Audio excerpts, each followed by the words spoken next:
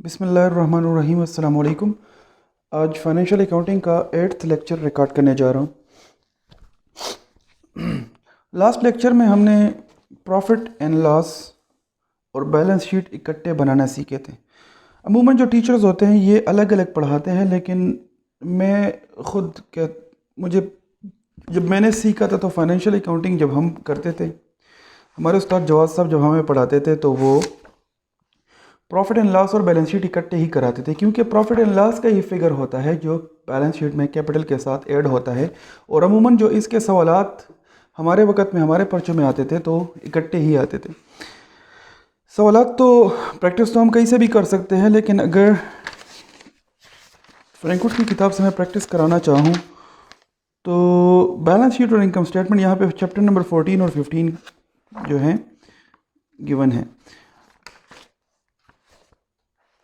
Chapter number 14 का question उठाते हैं और उसकी प्रैक्टिस करते हैं। ठीक है जी। अच्छा जी, इस क्वेश्चन में उन्होंने कोई ट्रायल बैलेंस दिया होगा जिससे हम बनाएंगे बैलेंस शीट और ट्रायल बैलेंस दोनों। ये क्वेश्चन है, इनके स्क्रीनशॉट्स ले लें। 14.1, 14.2 देखते हैं, इसमें जो 1 2 3 क्वेश्चंस करते हैं। ठीक है जी। अच्छा, क्वेश्चन नंबर 14.1 करते हैं, इसको अटेम्प्ट करने की कोशिश करते हैं। आप स्क्रीनशॉट ले लें, इस पेज के भी स्क्रीनशॉट्स ले ले, हो सकते हैं 14.4 या फिर 5 की तरफ भी हम जाएं। अच्छा जी,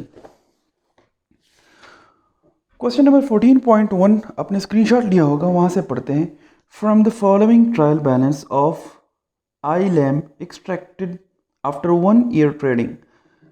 बच्चे, जब भी क्वेश्चन हल करना हो प्रॉफिट एंड लॉस का और बैलेंस शीट का, तो क्वेश्चन के डेट्स और इन चीज़ों को बड़े गौर से देखना है।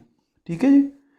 इस क्वेश्चन में वो कह रहा है कि 1 ईयर ट्रेडिंग, ये कंपनी अभी अभी बनी है, ये बिज़नेस अभी अभी शुरू हुआ है, और हमने एक ही साल जब कारोबार का गुजरा है तो हम उसके क्या कर रहे हैं, prepare an income statement for the year ending 31 अक्टूबर 2019।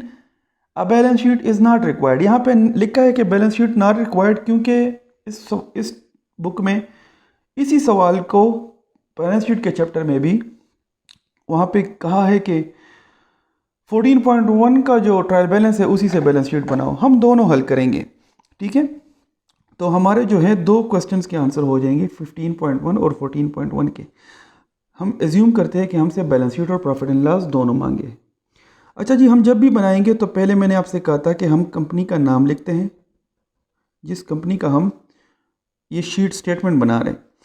तो पहले कौन सा स्टेटमेंट बना रहे हैं, स्टेटमेंट ऑफ फाइनेंशियल पोजीशन भी उसको कहते हैं और बैलेंस शीट भी कहते हैं। ठीक है जी। और उसमें तारीख लिखी है एज 8, हम बैलेंस शीट का डेट जो है वो एज 8 लिखते हैं। ठीक है जी, 31 अक्टूबर 2019। ठीक है जी। इस साइड पे बैलेंस शीट बनाते हैं, यहाँ पे यही सेम कंपनी है और इसका बनाते हैं प्रॉफिट एंड लॉस अकाउंट, इसको इनकम स्टेटमेंट भी कहते हैं। ठीक है जी, for the year ended 31 October 19। Okay, अब डेटा को कलेक्ट करते हैं क्वेश्चन से। मैंने आपसे कहा था कि अमूमन जब भी ट्रायल बैलेंस है, प्रॉफिट एंड लॉस और बैलेंस शीट बनाना है तो ट्रायल बैलेंस के लिहाज से चलना है, चीज़ें नहीं उठानी वहाँ से, इस फॉर्मेट के लिहाज से चीज़ें नहीं उठानी, बल्कि ट्रायल बैलेंस की एक एक चीज़ उठा के वहाँ पे टिक लगाया गया कि ये वाला मैंने कंसिडर कर लिया है, ये वाला मैंने उठा लिया ये फिगर। अगर आप चीज़ों को स्किप करेंगे वहाँ पे तो आपसे क्वेश्चन में चीज़ें रह जाएगी। ठीक है जी। सेल है, सेल को हम यहाँ पे मेंशन करते हैं प्रॉफिट एंड लॉस अकाउंट में, और इसका फिगर हमारे पास जो गिवन है, अगर पाउंड्स में हम मेंशन करें तो वो है 100,250, 1,250,000 रुपये का सेल हुआ है। इसके बाद है cost of sale. Cost of sale का सेक्शन जो होता है, इसमें सबसे पहले ओपनिंग स्टॉक आता है, लेकिन ये कंपनी अभी अभी बनी है, 1 साल की ट्रेडिंग की है, तो इसका ओपनिंग स्टॉक नहीं होगा। उसमें हम ऐड करते हैं क्या, परचेज़। ये परचेज़ तक में क्यों आए हूँ, क्योंकि उसमें दूसरा फिगर परचेज़ का दिया है, वो कितना है 60,400। इसके बाद सैलरीज़ हैं। सैलरीज़ हम जीपी से नीचे ऑपरेटिंग जो एक्सपेंसेस हैं उसमें सैलरीज़ को यहाँ पे लिखते हैं, वो कितनी है 29,300। इसके बाद है मोटर एक्सपेंसेस। मोटर एक्सपेंस है हमारा 1200 रुपये का।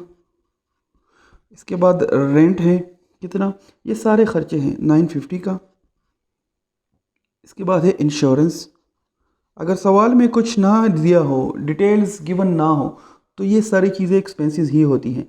कभी कभार सवाल में एक चीज़ दी होती है कि भाई 950 रुपये का रेंट है, इसमें 100 रुपये का एडवांस है, बाकी खर्चा है, तो वो 100 रुपये का एडवांस हम यहाँ से डिडक्ट करेंगे, फिर उसको करंट एसेट्स में लेके जाएंगे। वो जब थोड़े बहुत एडवांस लेवल पे क्वेश्चन करेंगे तो इंशाल्लाह वहाँ पे कवर कर लेंगे। अच्छा जी, इंश्योरेंस 150 रुपये का लिखा है। जनरल एक्सपेंसेस, मिसलिनियस एक्सपेंसेस कुछ भी हो सकते हैं, वो है 85, सॉरी इंश्योरेंस मैंने नहीं लिखा, वो है 150। ये मैं लाइंस लगाता हूँ ताकि आपको नज़र आए कि कौन सा फिगर है, ठीक है। मैं भी इसी से पेपर में लाइंस नहीं लगाने। अच्छा जी, जनरल इंश्योरेंस है 85 रुपीज़ की। इसके बाद है प्रेमिसेस।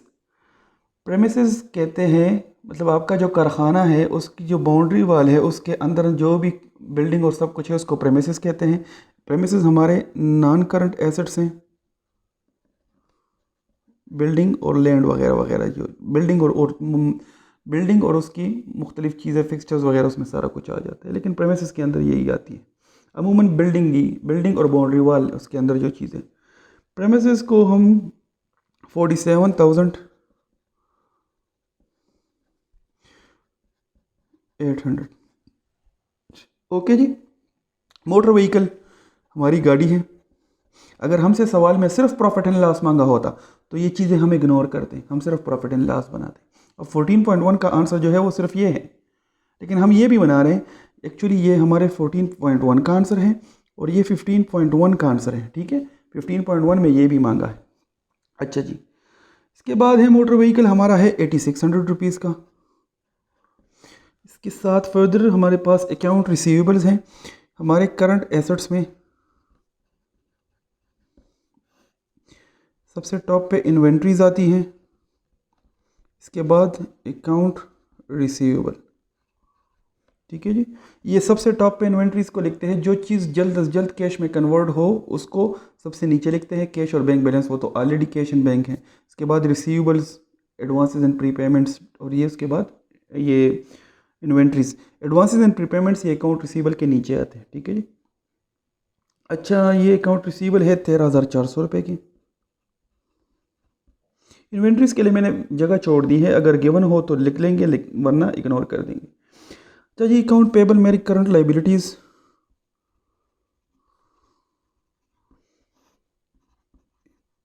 अकाउंट पेबल कितने रुपए के हैं, वो है आपके पास 8800 रुपीज़ के। क्रेडिट साइड पे लिखे हैं क्योंकि लाइबिलिटीज़ क्रेडिट होती हैं।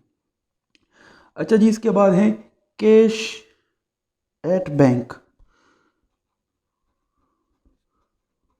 कैश एट बैंक मेरा करंट एसेट है 8200 रुपीज़ का।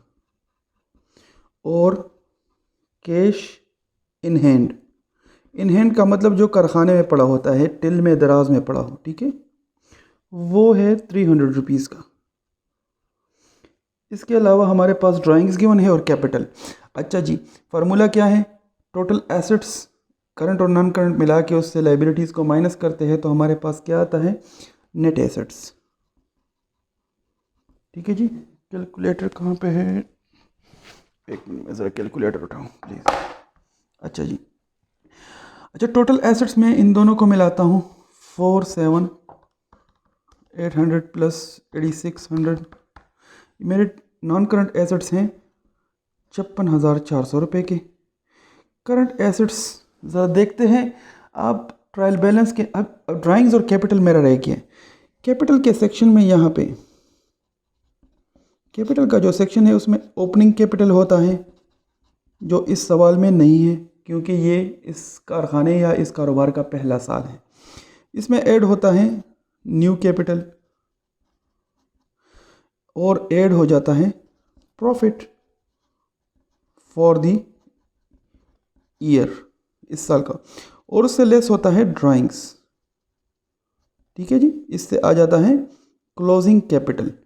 अच्छा जी, न्यू कैपिटल इस साल में जो कैपिटल जो इस साल का है ये सारा इसी साल इंजेक्ट हुआ होगा, इसी साल डला होगा क्योंकि ये कारोबार अभी इस साल में शुरू हुआ है। 65,535 65,535 रुपये का कैपिटल है। ड्राइंग्स जो है वो 4200 रुपये के हैं।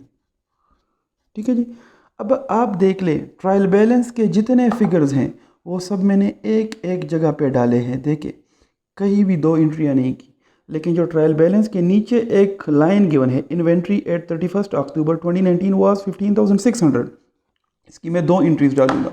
एक तो मैं यहाँ पे इसको लेस करूँगा हमारे परचेजेस से 15,600, और इसको मैं यहाँ पे भी रिप्रेजेंट कराऊंगा क्योंकि ये मेरा करंट एसेट है, ये भी मेरे हाथ में हमारे कारखाने में पड़ा है, इससे मुझे फ़ायदा होगा, आगे मैं इसको सेल करूंगा।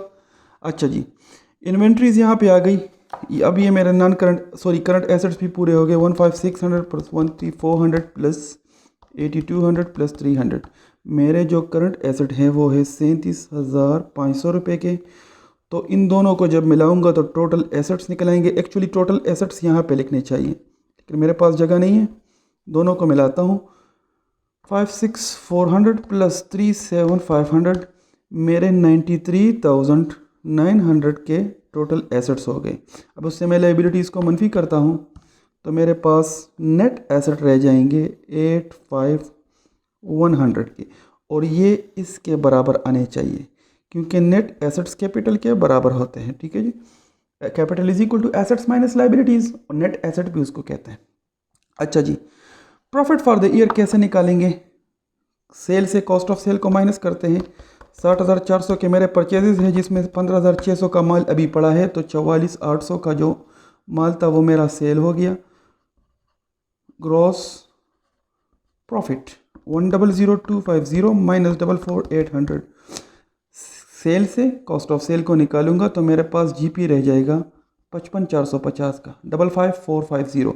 अच्छा जी, सारी एक्सपेंसेस को ऐड करता हूँ। 29,300 1200 प्लस 950 प्लस 150 प्लस 85, 31,385 का मेरे पास क्या है एक्सपेंसेस बाकी के रहेंगे। जब ये एक्सपेंसेस मैं जीपी से माइनस करूँगा तो मेरे पास नेट प्रॉफिट निकलेगा 55,450 माइनस 31,385, 24,065 का मेरा प्रॉफिट आ गया। अब ये प्रॉफिट कारोबार में मालिक का हिस्सा है तो इसको मैं यहाँ पे डालूंगा। अगर लॉस होता तो लेस होता यहाँ पे, अगर लॉस होता, लेकिन लॉस है नहीं तो प्रॉफिट को मैं 24,065 ऐड करता हूँ। ज़रा चेक करता हूँ कि ये दोनों प्लस हो के से ये माइनस हो तो ये आता है कि नहीं। 65,535 प्लस 24,065 माइनस 4,200, इससे आ रहा है 85,400। हम कहाँ पे एरर कर रहे हैं? हमारे पास आना चाहिए 85,100 और आ रहा है 85,400। हम कहाँ पे एरर कर रहे हैं? कहीं पे तो हम एरर कर रहे हैं क्योंकि ये दोनों बिल्कुल बराबर आने चाहिए, लेकिन जब मैं इन दोनों को प्लस करता हूँ और उससे 4,200 माइनस करता हूँ तो मेरे पास जो फिगर आ रहा है क्लोजिंग वो ये आ रहा है। इन दोनों में 300 रुपये का फ़र्क है। कहीं पे तो मैं 300 रुपये का एरर कर रहा हूँ, या तो ये 150 हो सकते हैं मैंने ऐड ना किया हूँ। मैं ज़रा क्रॉस चेक कर लूँ।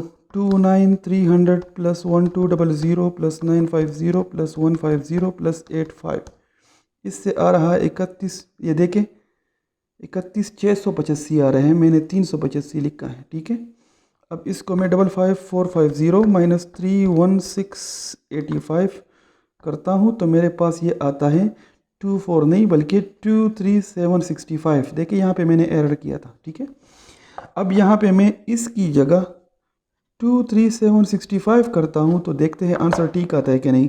65,535 प्लस 23,765 माइनस 4,200, तो देखिए अब मेरा ये आंसर बिल्कुल ठीक आ रहा है। ठीक है जी, आंसर भी देख लेते हैं। अगर आंसर ना भी देखे तब ये दोनों टेली हो तो इसका मतलब है हमारी वर्किंग बिल्कुल ठीक है।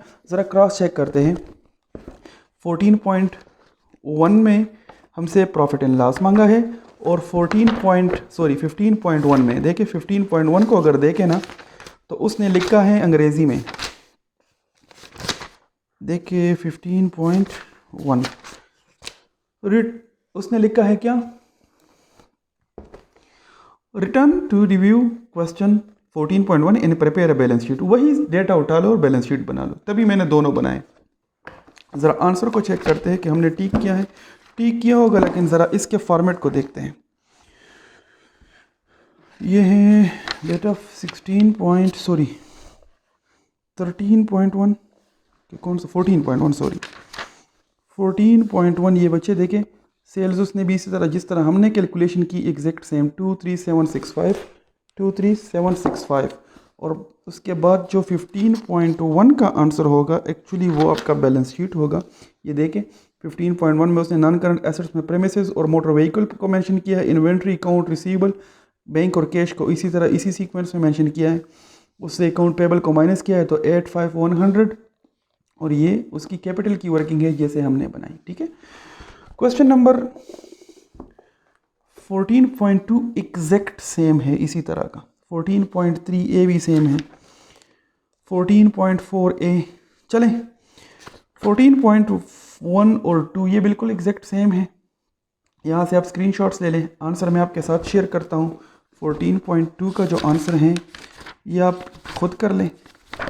ठीक है जी, 14.1 का क्वेश्चन का तो स्क्रीनशॉट आपने लिया है, उसके आंसर का भी स्क्रीनशॉट ले ले, जब खुद सॉल्व कर ले तो इसके साथ कंपेयर कर ले। ये देखिए 14.2 का ये आंसर है, इसका स्क्रीनशॉट ले लें और 15.2 का ये बैलेंस शीट। ठीक है जी, इसका भी स्क्रीनशॉट ले ले, इसके साथ कंपेयर कर लें।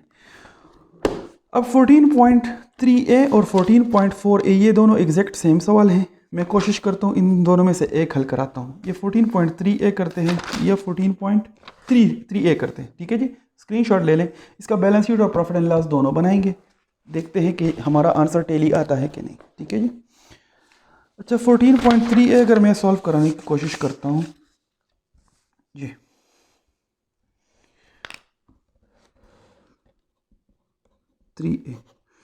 जैसे इस क्वेश्चन में इसने सिर्फ प्रॉफिट एंड लॉस मांगा है, हम बैलेंस शीट भी बनाएंगे। ठीक है, एक्चुअली बैलेंस शीट एक तरह का चेक है। देखिए इस पे पहले क्वेश्चन में हमने गलती की तो वो आइडेंटिफाई हो गई। ठीक है, अच्छा इस कंपनी का नाम है एफ डॉवर। एफ डॉवर का हम बना रहे बैलेंस शीट एज 8। उसने क्या कहा है, F from the following trial balance of F डॉवर drawn up an conclusion of his first year। अच्छा यहाँ पे भी पहले ही साल है, आपका इंट्रोडक्शन लेवल है तभी पहले साल वाले क्वेश्चन सारे आ रहे हैं। ठीक है जी, draw a income statement for the year ending 31 May 2020। 31 May 2020। अच्छा यहाँ पे इसी एफ डॉवर का इनकम स्टेटमेंट या प्रॉफिट एंड लॉस नाम दे देंगे for the year ended 31 May 2020। Okay जी, अच्छा इसमें ट्रायल बैलेंस से डेटा उठाते हैं। सबसे पहले वहाँ पे जनरल एक्सपेंसेस दिए हैं, तो जनरल एक्सपेंसेस हम नीचे ऑपरेटिंग एक्सपेंसेस जो हमारे हैं वहीं पे रिकॉर्ड करते हैं। जनरल एक्सपेंसेस हैं उसके सबसे पहले जनरल एक्सपेंसेस कितने रुपए हैं, 610 रुपये की। ओके जी, सारी वर्किंग हमारी पाउंड में चल रही है। उसके बाद है बिजनेस रेट्स। बिजनेस रेट्स का मैंने कहा था ये भी ख़र्चा है, प्रॉपर्टी टैक्स की तरह एक चीज़ है जो कि टेनेंट्स के लिए एक्सपेंस है, जो कि यूके वगैरह में अमूमन लोग जमा करते हैं गवर्नमेंट को। मोटर एक्सपेंसेस हैं, मोटर एक्सपेंसेस हमारे हैं 1820 रुपये के। इसके साथ साथ हैं सैलरीज़। सैलरीज़ अमूमन जब फॉर्मेट सीखेंगे, फ़िलहाल सिर्फ वर्किंग सीखे, फॉर्मेट सीखना आसान है। सैलरी सबसे टॉप पे आती हैं पाकिस्तान में, हम यहाँ पे शो करते हैं, फिर उसके बाद सारी एक्सपेंसेस छोटी छोटी उसके बाद मेंशन करते हैं। अच्छा जी, सैलरीज़ हमारी हैं 79120। इसके बाद है हमारे इंश्योरेंस इंश्योरेंस जो है वो है 2480। इंश्योरेंस के बाद है परचेज। परचेज कहाँ पे आता है? सबसे पहले सेल, सेल के बाद cost of sale, cost of sale में सबसे पहले ओपनिंग स्टॉक, लेकिन यहाँ ये पहला साल है तो नहीं होगा, ऐड करेंगे परचेज को। परचेजेस हमारे हैं 242080। ओके, इसके बाद है सेल 471624। सेल है 471624। ओके जी। ये जो फॉर्मेट बनाने का तरीका है ये आप IAS 1 से भी सीख सकते हैं। इंटरनेशनल अकाउंटिंग स्टैंडर्ड नंबर 1 में इसके फॉर्मेट्स गिवन है। ओके जी। अच्छा, इसके बाद है कार। कार भाई हमारा व्हीकल और कार एक ही चीज़ है। ये कार जो है ये नॉन करंट एसेट्स में शो होगा। कितने रुपए की गाड़ी है? 8600 रुपये की, 8600। कार के बाद है अकाउंट पेबल 22600 के। अच्छा जी, यहाँ पे करंट एसेट्स होंगे, उसके बाद करंट लाइबिलिटीज़ होगी, करंट लाइबिलिटीज़ में अकाउंट पेबल होंगी। अमाउंट कितनी है? 2400। इसके बाद अकाउंट रिसीवेबल है। अकाउंट रिसीवेबल इन्वेंट्री के बाद आता है। इन्वेंट्री के लिए जगह छोड़ देंगे अकाउंट रिसीवेबल। अकाउंट रिसीवेबल का फिगर है 42160। ठीक है, ये लाइन मैं इसलिए लगा रहा हूँ ताकि मुझे नज़र आए कि कौन सी चीज़ मैंने कहाँ मेंशन की है। प्रेमिसेस कार से ऊपर लिखनी चाहिए थी लेकिन खैर अब जगह नहीं है। 1,06,000, 106,000। ओके जी। कैश इट बैंक, बैंक का बैलेंस कितना है? 5430। इसके बाद कैश अकाउंट का बैलेंस जो है वो है 650 रुपये। अच्छा जी, और मेरा जो कैपिटल का सेक्शन है उसमें ओपनिंग कैपिटल तो हमारा है नहीं, न्यू कैपिटल जो इस साल में डला है वो है कितना? 46,526। ओके, और ड्राइंग्स हमारी है, इसके साथ ऐड होगा अगर प्रॉफिट हुआ और लेस होगा अगर लॉस हुआ। ड्राइंग्स गिवन है तो ड्राइंग्स को मैं लेता हूँ। कितने अमाउंट है? 46,800। 46, ये ज़रा साफ लिख दूँ। ओके जी। अच्छा, प्रॉफिट। अच्छा, इसके आखिर में क्लोजिंग स्टॉक गिवन है 28,972। 28,972 इसकी डबल एंट्री होगी क्योंकि ये ट्रायल बैलेंस के बाहर है। एडजस्टमेंट्स की हमेशा डबल एंट्री ही होगी। देखो, इसकी एक एंट्री यहाँ पे हुई है, दूसरी एंट्री यहाँ पे। इसकी एंट्री होती क्या है? नॉन करंट एसेट्स में इसको डेबिट कर देते हैं और प्रॉफिट एंड लॉस में इसको। ये जो प्रॉफिट एंड लॉस ये इनकम स्टेटमेंट का फॉर्मेट है ये टी काउंट फॉर्मेट में भी बन सकता है। पुराने अगर आप मुखर्जी साहब की किताब उठाएंगे, मुखर्जी एंड हनीफ की, तो उसमें ये टी फॉर्मेट में भी बनते हैं। मैं बनवा भी देता हूँ। ठीक है, आज सिखा देता हूँ कि टी फॉर्मेट में प्रॉफिट एंड लॉस को कैसे बनाते हैं, लेकिन फ़िलहाल इसको सॉल्व करते हैं। अच्छा जी, एक्सपेंसेस को मैं ऐड अप करता हूँ। 610 प्लस 4800 प्लस 1820 प्लस 79120 प्लस 2480, ये बनते हैं 88,830। ओके, मेरा जो 242080 के मेरे परचेजेस है जिससे मैं 28,972 के क्लोजिंग स्टॉक को माइनस करता हूँ तो मेरे पास बचता है कॉस्ट ऑफ सेल इतना। जब सेल से मैं कॉस्ट ऑफ सेल को निकालूंगा तो मेरा जीपी रह जाएगा 47164 माइनस 213,108।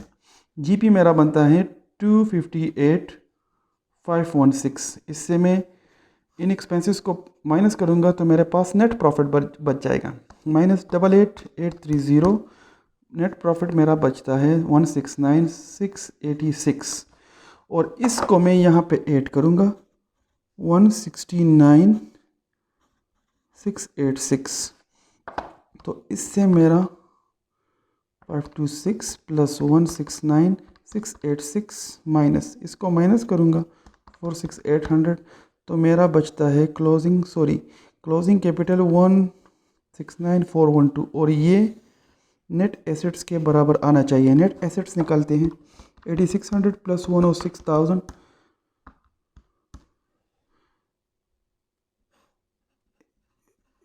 नॉन करंट एसेट्स मेरे 114,600 के बनते हैं 28972 प्लस 42160 प्लस 5430650।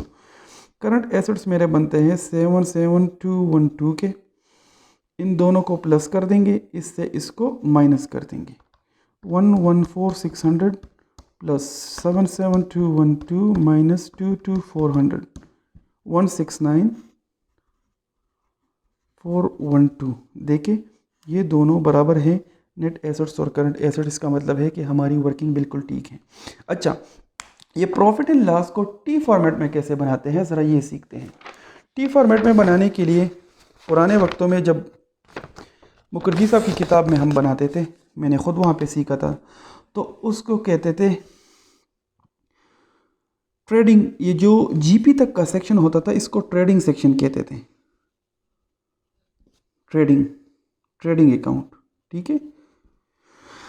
लेकिन पूरे को प्रॉफिट एंड लॉस या प्रॉफिट और लॉस अकाउंट या इनकम स्टेटमेंट भी कहते थे, ठीक है जी। लेकिन प्रॉफिट एंड लॉस अकाउंट का नाम यूज़ होता था। इसमें क्या था, सेल्स का नेचर क्रेडिट होता है तो इसको यहाँ पे क्रेडिट साइड में लिखते थे, सेल्स 471624।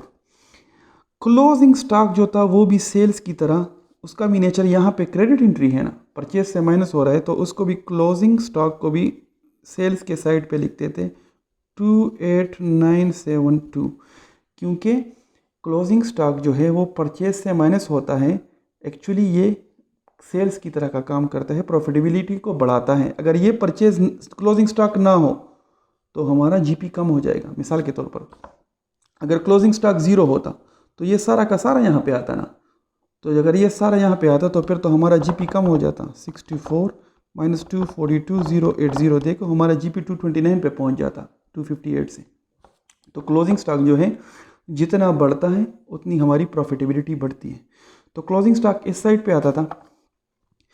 ओपनिंग स्टॉक अगर हो तो वो भी यहाँ पे लिखते हैं, लेकिन यहाँ पे ज़ीरो है तो नहीं लिखा। परचेज को इस साइड पे लिखते थे 242080। अब इसको बिल्कुल लेजर की तरह टेली करते थे। देखिए इन दोनों साइड्स को प्लस करते 471624 प्लस